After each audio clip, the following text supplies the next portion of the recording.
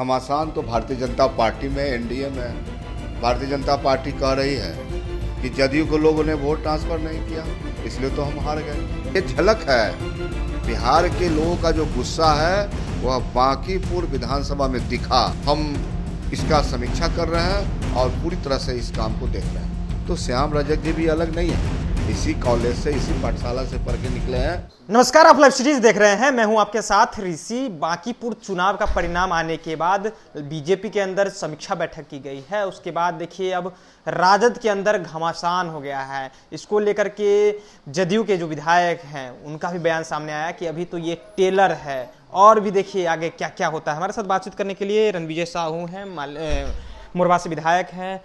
राजद के अंदर घमासान मच चुका है एक सीट हारने के बाद। कहीं कोई घमासान नहीं है। घमासान तो भारतीय जनता पार्टी में, एनडीए में भारतीय जनता पार्टी कह रही है कि जदयू को लोगों ने वोट ट्रांसफर नहीं किया, इसलिए तो हम हार गए।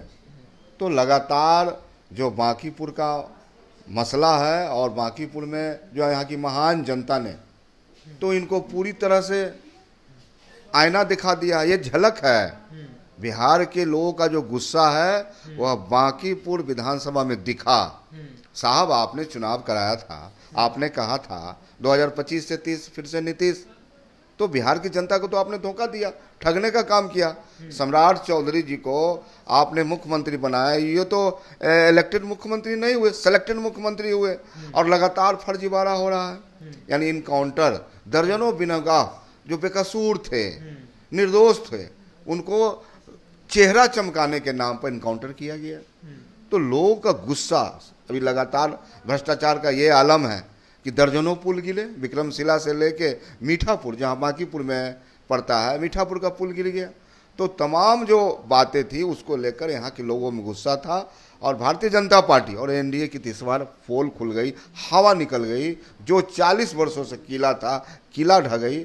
राष्ट्रीय जनता दल हारी है, अब स्वीकारते हैं। मेरा संगठन हारा, मेरा उम्मीदवार हारा, हम हारे, हमारी नज़र है। लेकिन ये 40 वर्षों से भारतीय जनता पार्टी का जो किला था उसको यहाँ की जनता ने, यानी प्रशांत किशोर भी कौन है? प्रशांत किशोर चित भी मेरी, पट भी मेरी। प्रशांत किशोर वही ना है जो इन्होंने 14 में बोला था कि प्रधानमंत्री तक को मैंने बनाने का काम किया हूँ और कई राज्यों के मुख्यमंत्री उन्होंने तय किया है। तो प्रशांत किशोर भी तो भारतीय जनता पार्टी के बी टीम है। ये हम नहीं कह रहे हैं, लगातार लोग कह रहे हैं, जनता कह रही है। लेकिन यहाँ की महान जनता ने भारतीय जनता पार्टी के किला को ढाया और गुस्सा दिखा है और प्रशांत आगे बढ़े। राजद समीक्षा करेगी हार की।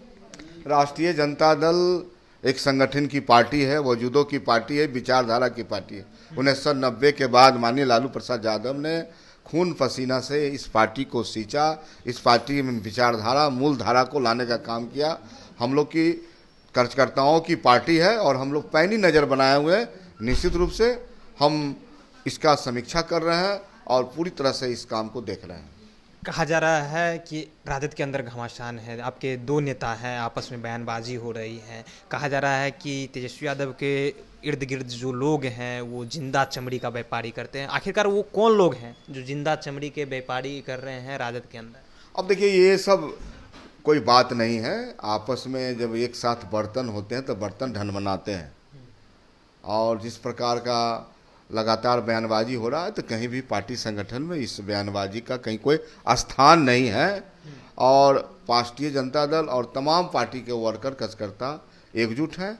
हमारी लड़ाई उन ताकतों के खिलाफ है जो यहाँ बिहार और देश में वह ताकतें तोड़ने का काम कर रही है। नौजवानों, युवाओं के सवाल पर बोलने रही, बेरोजगार भटक रहे हैं, सड़कों पर सरकार लाठी चला रही। मुद्दे ये है और इस मुद्दा पर हम जनता के साथ हैं और हमारे नेता तेजस्वी प्रसाद यादव लगातार इन्हीं मुद्दे पर लड़ाई लड़ रहे हैं। श्याम रजक है, जदयू से विधायक है, वो कह रहे हैं कि ये तो अभी टेलर है, पिक्चर अभी बाकी है। राजद में देखिए क्या क्या होगा, सिर्फ टवल है। श्याम रजक जी भी माननीय लालू प्रसाद यादव के प्रिय रहे हैं। उन्हें यहाँ विधायक बनाया गया, वहाँ यहाँ बिहार सरकार के मंत्री बने, बड़े बड़े पद पर रहे। तो श्याम रजक जी भी अलग नहीं है, इसी कॉलेज से, इसी पाठशाला से पढ़ के निकले हैं। लेकिन सवाल है कि जिन बयानबाजी का कोई स्थान नहीं है संगठन पार्टी में, यहाँ मुद्दे की बात हो रही है। मुद्दा क्या है? आज सरेआम ईओ की हत्या कर दी गई और इस घटनाक्रम को एक ड्राइवर ने अपने ऊपर ले लिया, यानी दिलवाया गया। उसकी पत्नी बोल रही है मेरे पति हत्या नहीं कर सकते हैं, और ईओ के पत्नी बोल रहे हैं अकेले कोई हत्या नहीं कर सकता है। तो कहीं ना कहीं सरकार फंस रही है और सरकार बचने के लिए किसी के नाम पर यह हत्या थोप दी है। चलिए, तो सरकार बच रही है और किसी को बचाने के लिए किसी और को ये जो पूरे प्रक्रिया है उनके नामजद दिए जा रहे हैं। लेकिन सवाल ये, हमने जब सवाल किया कि आखिरकार घमासान राजद के अंदर बचे हुए हैं, श्याम रजक कह रहे हैं, तो उन्होंने कहा कि देखिए वो भी कहाँ से निकले हैं, लालू यादव के ही पाठशाले से निकले हैं, यहीं पे उन्हें मंत्री भी बनाया गया। कई तरह की बातें जो है वो कह रहे थे। फिलहाल आपकी क्या राय है, अपनी राय नीचे कमेंट बॉक्स में रखिएगा। आप देख रहे थे लाइव स्ट्रीम, बहुत बहुत धन्यवाद।